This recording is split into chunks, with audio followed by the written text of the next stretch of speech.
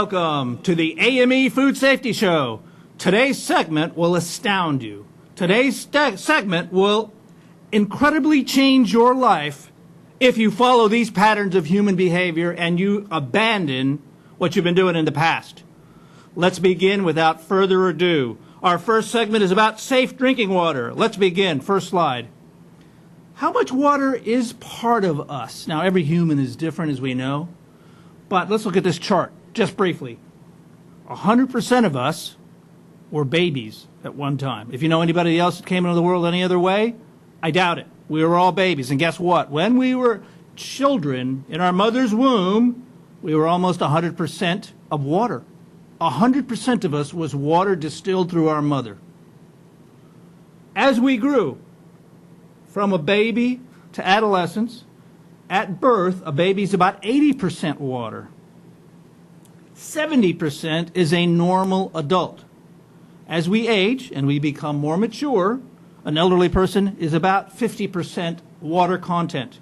So that water that you introduce to your body represents a significant part of who and what you are.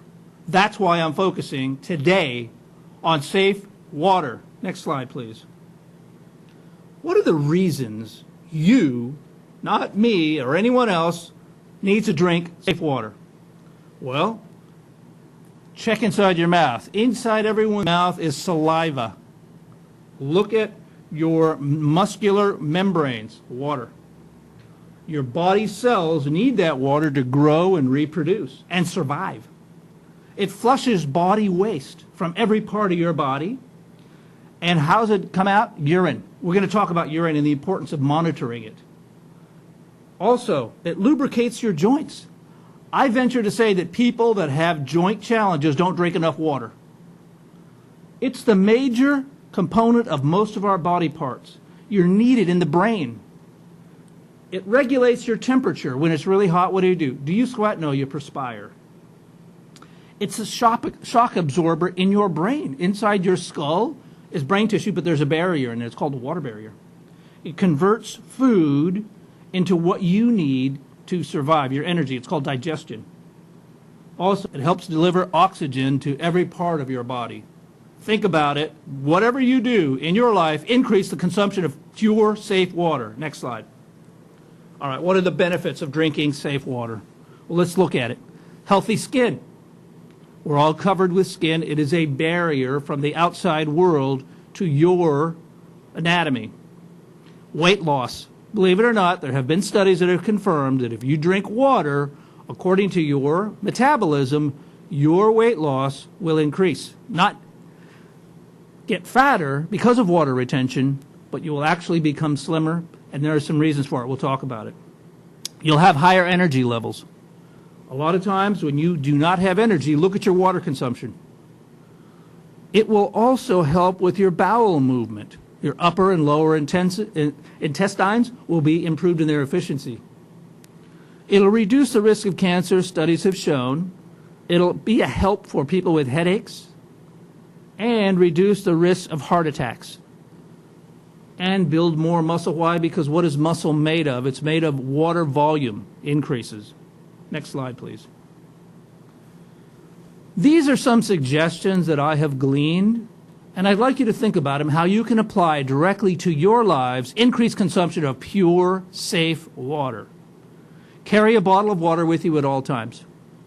That's a very simple suggestion, and you see it a lot. You know where I see it? I go to a gym, and I work out in that gym, particularly in the weightlifting area. You see these huge monster people, giant muscles, and guess what? Every human has the same muscles. Every human body has exactly the same muscles. People might disagree, but some are larger, some are smaller. But they're always walking around with a bottle of water or something in that water. Write down your consumption of water, and I'll give you a formula later on in this presentation. Set a reminder for yourselves. A lot of these fancy watches and phones that we lug around ought to have a beep. Hey, I need to consume more water. I need to slim down with that water. It's healthy for me. You need to add some lemon. You know, my wife and I, when we attend a restaurant or look for food, we always ask, the first thing they ask is, what would you like to drink? We always say water with lemon. There's a reason for that. Start your day off right. 2 glasses of water when you awake. That's a very good suggestion. Think about it. You're allowing your body that systematic infusion of pure, clean water. We'll talk about what that is. It's also an excellent substitute for coffee and soda in the morning. People I've heard say, when I've gone to work at different companies, Andy, don't talk to me yet. I haven't had my coffee. Let's change that. Andy, try this water. It's great. Next slide. Here's a little formula you might think about applying in your own life. After you wake up, take those 2 glasses of water. 30 minutes before a meal. It helps your digestion. 1 glass of water before taking a bath. 1 glass of water before going to bed. Think about that formula as you plan and you respond to my suggestions. Next slide. What if you don't have safe water? Andy, what if I don't have safe water? I live in a sewer and the food that comes out of the spigot is horrible. Well, here are 3 simple suggestions. 1, boil the water. Wherever you are, do not drink it out of a jungle stream. You don't know what's in there. If you boil that water, at least you'll kill the majority of your bacterial pathogens and a lot of the other organisms that are swimming around in there. Boil it. It might smell horribly, but 30 minutes boiling. I mean, the bubbles coming out. If you have even worse water, try, and you don't have the ability to boil, putting a couple of drops of bleach in that water and wait for 30 minutes. Stir it around. Why? It'll kill a majority of your bacteria, your viruses, and other organisms. There's a great amount of information on the internet about making your own filtration system. This is a very simple diagram. It shows you put the water, you put some rocks in the tap, put some coarse sand, some fine sand, and you might even want to get a coffee filter or something that will filter out the majority of the pathogens in that water. Very simple to make. You let it flow through, collect it, and you might be able to drink that. I'd boil it on top of that. That's my preference. Next slide. All right. My wife has actually had relatives that have gone to the hospital for an overconsumption of water. These 2 slides that show these people drinking these huge bottles of water, that is called hyponatremia. You have to measure your consumption. Don't go overboard. And that chart on the right is a perfect measuring tool. And you might say, hey, Andy, that sounds too weird for me. Monitor the color of your urine as it comes out. If it comes out perfectly clear or light yellow, that means you're consuming the right amount of fluids. If your urine is extremely yellow, almost red, if it's red, you better report to a physician. This is how. Clear urine is good. Dark urine is bad. Does that help you?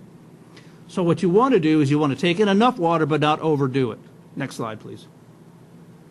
So, at the conclusion of this particular discussion, drink safe water. Let's see what takeaways we can take for you as an individual.